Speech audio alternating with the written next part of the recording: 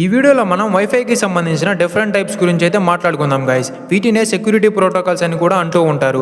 మనకి వైఫైని హ్యాక్ చేయడానికి ఒకటే ప్రాసెస్ అయితే ఉండదు. ఒక్కొక్క సెక్యూరిటీ ప్రోటోకాల్కి ఒక్కొక్క సెక్యూరిటీ ప్రాసెస్ అయితే ఉంటుంది గైస్. సో ఈ వీడియోలో ఆ సెక్యూరిటీ ప్రోటోకాల్స్ ఏంటో తెలుసుకుందాం. వీడియోని లైక్ చేసి లాస్ట్ వరకు అయితే చూడండి గైస్.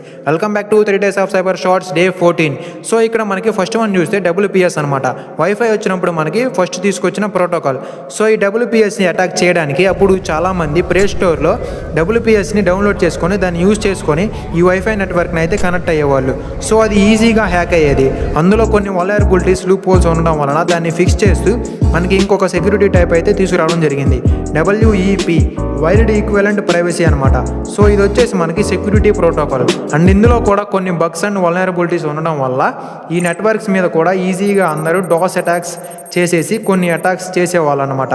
సో అలా మనకి కొన్ని వల్నరబిలిటీస్ అయితే ఉన్నాయి. సో ఆ వల్నరబిలిటీస్ని ఓవర్కమ్ చేస్తూ ఇంకా కొన్ని సెక్యూరిటీ ప్రోటోకాల్స్ అయితే తీసుకురావడం జరిగింది వైఫై వాళ్ళు. ఆ సెక్యూరిటీ ప్రోటోకాల్స్ ఏంటనేవి నెక్స్ట్ వీడియోలో అయితే తెలుసుకుందాం guys. Thank you, stay tune.